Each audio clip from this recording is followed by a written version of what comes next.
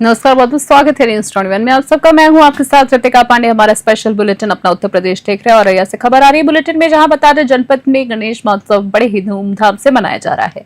सनातन परंपरा के अनुसार किसी भी शुभ कार्य की शुरुआत भगवान गणेश से पूजा से होती है, ऐसा हम सभी जानते हैं। जहां भाद्रपद मास शुक्ल पक्ष की चतुर्थी से आरंभ हुआ गणेश महोत्सव अनंत चतुर्दशी तक चलता है। बता दें इस दौरान जनपद भर में श्रद्धालु विघ्नहर्ता भगवान गणेश की आराधना कर अपने जीवन से विघ्नों के निवारण की कामना कर रहे हैं। नगर में मंदिरों और पंडालों में भगवान गणेश को पान, पुष्प, धूप, दीप और नैवेद्य अर्पित किए जाते हैं। बता दें आपको कहीं भजन कीर्तन का आयोजन हो रहा है तो शाम को आरती में बड़ी संख्या में लोग सम्मिलित हो रहे हैं। औरैया सदर स्थित इंडियन ऑयल पुलिस चौकी के पास वीर हनुमान मंदिर में स्थापित गणेश प्रतिमा के दर्शन पूजन हेतु श्रद्धालु की भीड़ उमड़ी है। इस अवसर पर नगर पालिका परिषद के पूर्व अध्यक्ष, प्रतिनिधि और समाजसेवी लालजी शुक्ला ने आरती भी की है। वहीं आर्यनगर के प्रधानाचार्य अशोक कुमार द्विवेदी सहित सैकड़ों श्रद्धालु आरती में शामिल होकर भगवान गणेश से सुख, समृद्धि और विघ्न निवारण की प्रार्थना कर रहे हैं। और यहाँ से आशुतोष अवस्थी की खास रिपोर्ट। कानपुर से खबर देख रहे हैं। गौतम बुद्धा पार्क को शिवालय बनाने की योजना पर विरोध। बहुजन समाज की आस्था से खिलवाड़ नहीं बर्दाश्त। सही में आपको बता दें, जहां खबर आ रही है बसपा नेता की, जहां ऐतिहासिक गौतम बुद्धा पार्क को शिवालय पार्क में परिवर्तन करने की योजना का कड़ा विरोध शुरू हो गया है। बहुजन समाज पार्टी की कानपुर नगर इकाई ने मंडलायुक्त को ज्ञापन सौंपकर कहा है कि ये पार्क भगवान बुद्ध की करुणा और समानता के विचारों का प्रतीक है। इसे बदलने का प्रयास बहुजन समाज की भावनाओं को आहत करेगा। प्रदेश अध्यक्ष कोरी सुभाष चंद्र लहरी और जिला अध्यक्ष प्रशांत मौर्य ने कहा है कि ये पार्क 1997 में तत्कालीन मुख्यमंत्री कुमारी मायावती ने बनवाया था, जो बहुजन समाज की आस्था का केंद्र है। उन्होंने सरकार की 15 करोड़ की लागत से शिवालय पार्क विकसित करने और उनमें 12 ज्योतिर्लिंगों के प्रतिरूप स्थापित करने की योजना पर सवाल उठाए हैं। नेताओं ने स्पष्ट कहा है कि यदि शिवालय पार्क बनाना है तो किसी अन्य स्थान का चयन किया जाए। साथ ही मांग है कि गौतम बुद्धा पार्क को बुद्ध सांस्कृतिक पार्क के रूप में विकसित किया जाए और वर्तमान योजना पर तत्काल रोक लगाई जाए। कानपुर से विशाल सैनी की रिपोर्ट। मैं प्रशांत मौर्य, जिला अध्यक्ष अपनी जनता पार्टी कानपुर महानगर। जैसा कि आप लोगों को भी सूचित होगा, मालूम होगा कि अभी 2 दिन पहले ही सभी को समाचार पत्रों से और मीडिया से मालूम पड़ा कि हमारा जो ऐतिहासिक पार्क गौतम बुद्ध पार्क कल्याणपुर विधानसभा के इंदिरा नगर में स्थित है, उसको यहाँ की सरकार, यहाँ का शासन शिवालय पार्क में परिवर्तित और विकसित करना चाह रहा है। इसके लिए यहाँ हम लोग आए, इसके विरोध के लिए आए हैं, क्योंकि गौतम बुद्ध पार्क यहाँ का सबसे ऐतिहासिक पार्क है और एकमात्र पार्क है जिसमें उसके अनुयायी लोग आते हैं, उनकी आस्था जुड़ी है। पूरे Bahujan Samaj, OBC, SC, ST की आस्था जुड़ी हुई है। तो आस्था से जुड़े सवाल में हम लोग कैसे ये कह रहे हैं कि शिवालय वहां बनाया जाए। शिवालय के लिए पूरे कानपुर महानगर में बहुत बड़े बड़े स्थान है। शहर में सुबह से जारी बारिश ने नगर पालिका की व्यवस्थाओं की पोल खोल के रख दी है। लगातार बारिश से सड़कों पर जल भराव हो गया है और वार्ड 40 नंबर के अधिकांश घरों में पानी भी घुस गया। बता दें, स्थानीय लोगों ने रामपुर नगर पालिका अध्यक्ष सना खानम पर गंभीर आरोप लगाए हैं, लापरवाही के आरोप लगाए हैं। वहीं निवासियों का कहना है कि हर बार समस्या से अवगत कराने के बावजूद नालों और नालियों की सफाई नहीं की जाती है। इस बार भी वार्ड 40 समेत कई क्षेत्रों में नालियां बंद पड़ी हैं। बारिश का पानी गलियों और घरों में भर गया है। बता दें आपको, लोगों को आने जाने में काफी दिक्कतों का सामना भी करना पड़ रहा है। कई परिवार को सामना जो है पानी की खराब माहौल से भी सामना करना पड़ रहा है। आपको बता दें, मोहल्ले वालों ने आरोप लगाया है कि नगर पालिका प्रशासन समस्या पूरी तरह से बेखबर है। फिलहाल बारिश जारी रहने से लोगों की परेशानी और भी ज्यादा बढ़ गई है। रामपुर से शाहबाज खान की रिपोर्ट देख रहे हैं आप।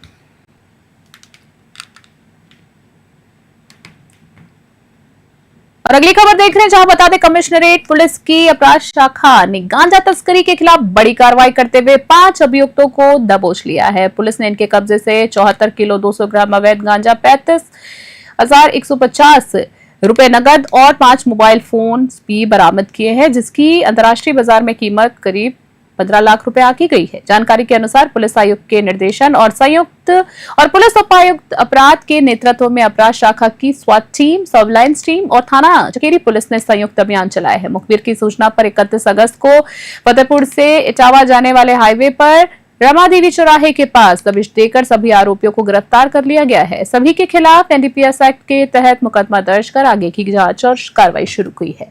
कानपुर से विशाल सैनी की रिपोर्ट। कल 31 तारीख को क्राइम ब्रांच की एंटी नारकोटिक्स टीम को सूचना मिली कि ओडिशा से एक गाड़ी आ रही है एसयूवी बोलेरो, जिसमें गांजा है।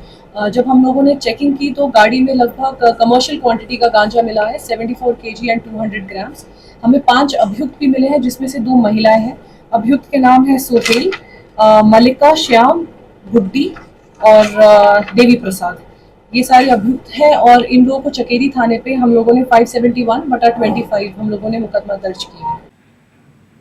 मत्स्यजीवी सहकारी संघ लिमिटेड की सभापति वीरू सहानी ने सोमवार को सर्किट हाउस सभागार में प्रेस वार्ता की है। उन्होंने बताया कि मुख्यमंत्री योगी आदित्यनाथ के निर्देशानुसार कानपुर में पहली विभागीय समीक्षा बैठक आयोजित की गई है, जिसमें प्रदेश की सभी मत्स्य समितियों की कार्यप्रणाली की जांच की गई। आपको बता दें, सहानी ने माना है कि कई समितियां नियम विरुद्ध कार्य कर रही हैं और मनमाने तरीके से पट्टों का आवंटन कर अनुचित लाभ कमा रही हैं। उन्होंने कहा है कि इन गड़बड़ियों की रिपोर्ट मुख्यमंत्री तक भेजी जाएगी और कठोर कार्रवाई भी सुनिश्चित की जाएगी। गंगा बैराज में अवैध मत्स्य आकेट पर उन्होंने नाराजगी जताते हुए कहा है कि अब पुलिस की मदद से मुकदमे दर्ज कराए जाएंगे। उन्होंने प्रधानमंत्री मत्स्य संपदा योजना का जिक्र करते हुए बताया है कि मछुआरों को 2 करोड़ तक के ऋण पर क्रेडिट गारंटी, सामान्य वर्ग को 40% और SC/ST महिलाओं को 60% तक सब्सिडी दी जा रही है। कानपुर से विशाल सैनी की खास रिपोर्ट देख रहे थे आप। आज हम कानपुर में पहली बार विभागीय समीक्षा बैठक कर रहे हैं और माननीय मुख्यमंत्री जी का दिशा निर्देश है कि आप सभी जनपदों में जाएं और आपकी समितियां क्या कर रही हैं और जो हमारे केंद्र सरकार की योजनाएं हैं और जो राज्य सरकार की योजनाएं हैं उसका लाभ आपके समिति के लोग और समाज के लोगों को मिल पा रहा है कि नहीं मिल पा रहा।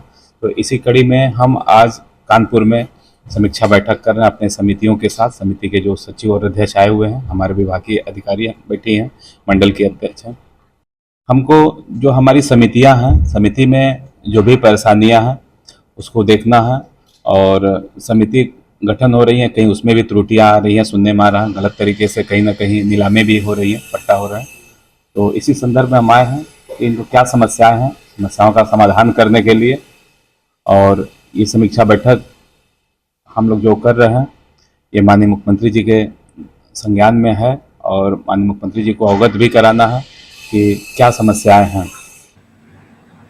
कानपुर नगर के चकेरी थाना क्षेत्र में प्रेम प्रसंग से जुड़ा दिल दहला देने वाला हत्याकांड उजागर हुआ। जी आपको बता दें, पूरी खबर जानिए, जहां पर पुलिस ने 22 वर्षीय ऋषिकेश उर्फ सोना की हत्या के मामलों में 4 आरोपियों को गिरफ्तार कर लिया है। मृतक का सिर कटी हालत में धड़ जो है गंगा नदी से बरामद किया गया है। वही मामले की शुरुआत जो है 29 अगस्त को हुई है, जब ऋषिकेश लापता हुआ था। आपको बता दें, परिजनों की तहरीर पर जांच शुरू करी तो पता चला कि पड़ोस के युवक ने उसे घर से बुलाया था।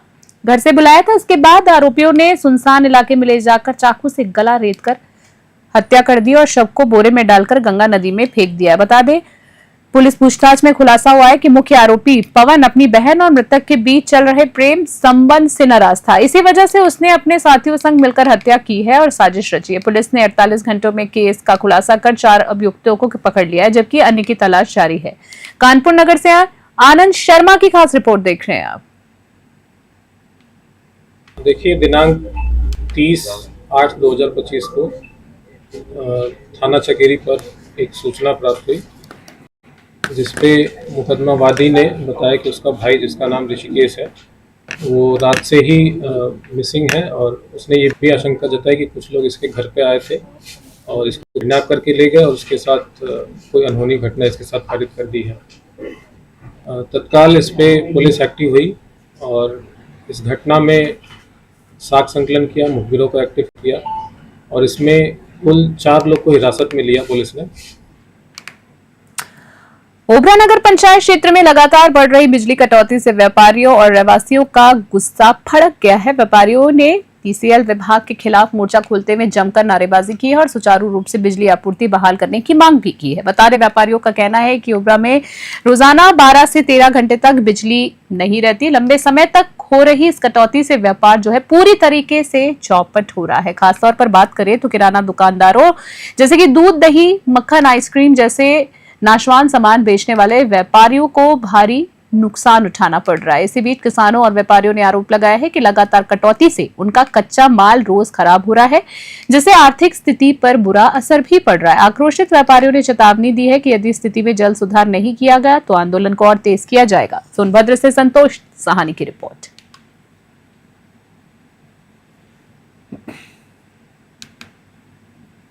जिले के नगर पंचायत करारी स्थित हुसैनिया शरीफाबाद में मुहर्रम का आखिरी हमारी जुलूस अंजुमन ए असगरिया के तत्वाधान में निकाला गया है। आपको बता दें, कार्यक्रम की शुरुआत कुरान के तिलावत से हुई है, जहां पहली तकरीर अहमद रजा जोरारा और आपको बता दें इफ्तिताही तकरीर प्रयागराज से आए जावेद आमिर ने की है, जिन्होंने अहले हरम की लूटे काफले का जिक्र करा है और शहीद करबला की याद ताजा की है। बता दें, नौहे और तकरीरों के बीच आजादारों ने मातम करते हुए करबला की शहादत को याद किया है। वहीं कब्र सकीना पर ऐतिहासिक नोहे पड़े गए हैं और नौजवानों ने मातम भी किया है। जुलूस या जामा मस्जिद होते हुए वापस हुसैनिया शरीफाबाद पहुंचा है, जहां मौलाना मोहम्मद अख्तर रिजवी और मौलाना सैयद हसन मोहम्मद ने करबला के शहीदों का जिक्र करते हुए अलविदाई तकरीर दी है। बता दें, अंत में नौजवानों ने मिलकर अलविदाई नोहा पढ़ाया और मातम भी किया है। कौशाम्बी से जेगम रिजवी की विशेष रिपोर्ट।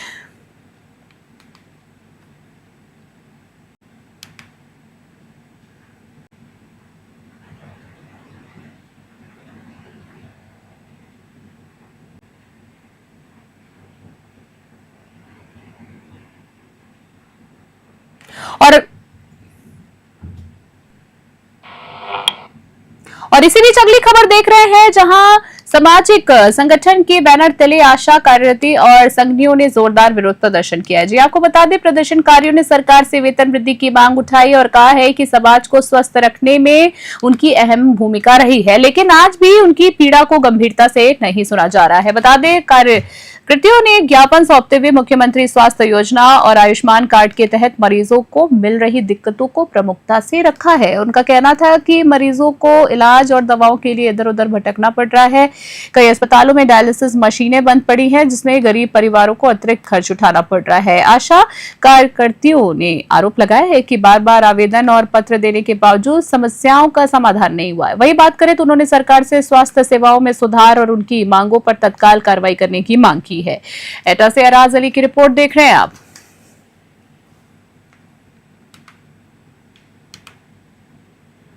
सर, मेरी वजह ये है कि अभी तक हमें 20 साल हो गई इसमें काम करते करते, अभी तक सरकार ने हमारी किसी भी चीज़ का, किसी भी मांग का निस्तारण नहीं किया है। और समय समय पर जो भी सरकार के प्रोग्राम चलते हैं वो सरकार हम आशा संगनियों से काम लेती है। हमें लोगों को सरकार बहुत परेशान करती है, क्योंकि 2000 रुपये में हम लोग काम करते हैं। इसीलिए हम धरना दे रहे हैं कि जब तक हमें शासकीय कर्मचारी घोषित नहीं करेंगे तब तक हम लोग धरना पे बैठे रहेंगे और सरकार आने का बहिष्कार भी करेंगे। अब जब संचारी रोग चलता है, यानी कोई भी ऊपर के कोई भी प्रोग्राम चलते हैं, तो सरकार हमें से काम कराती है, लेकिन उसका बदले में हमें केवल 200 रुपये देती है। इसीलिए हमारी सरकार से लड़ाई है, ना कि किसी अधिकारी से है, ना ही किसी से है। हम लोगों का कोई वेतन नहीं है, लगभग 20 साल हो गए, 19-20 साल हो गए। और हमारे माननीय प्रधानमंत्री जी और मुख्यमंत्री जी कहते हैं हम नारी सशक्तिकरण, क्या नारी सशक्तिकरण यही है? क्या किया है हम लोगों के लिए? काम करते करते 20 साल हो गई और कोई पैसा नहीं है। केवल 2000 रुपये से किसी का कोई अपने परिवार का पालन कर सकता है? घर परिवार पूरा छोड़ के काम करने चले जाते, उसके बाद में क्या मिलता है? वो भी टाइम पे नहीं मिलता है। आपकी क्या मांग? हमारी मांग है कम से कम 20,000 रुपये होना चाहिए, हमारा मानदेय होना चाहिए। अगली खबर देख रहे हैं, जहां आपको बता दें, तिलक हॉल के बाहर कांग्रेस और भाजपा कार्यकर्ताओं के बीच जोरदार टकराव देखने को मिला है। सोशल मीडिया पर इस घटना का वीडियो भी तेजी से वायरल हुआ है। विवाद के दौरान महापौर प्रमिला पांडे पूरे तेवर में नजर आई हैं और कांग्रेस शहर अध्यक्ष पवन गुप्ता, ग्रामीण अध्यक्ष संदीप शुक्ला सहित कई वरिष्ठ नेताओं से उनकी तीखी बहस भी हो गई है। दोनों दलों के नेताओं के बीच बचाव करते हुए भी देखे हैं, लेकिन जो मामला है वो शांत नहीं हुआ है। इस दौरान भाजपा अध्यक्ष दक्षिण शिवराम सिंह ने पवन गुप्ता की टोपी हाथ मारकर हवा में उछाल दी। जी आप देख सकते हैं जहां जिससे माहौल पूरी तरीके से गरमाया हुआ नजर आ रहा है। कांग्रेस के पूर्व शहर अध्यक्ष हरप्रकाश अग्निहोत्री को भी एक भाजपा कार्यकर्ता ने धक्का दे दिया, जिसके बाद हंगामा और ज्यादा बढ़ गया। दोनों ओर से नेताओं ने एक दूसरे को देख लेने की धमकी तक दे डाली है। फिलहाल पुलिस स्थिति पर नजर बनाए हुए है। कानपुर से विशाल सैनी की रिपोर्ट देख रहे हैं आप।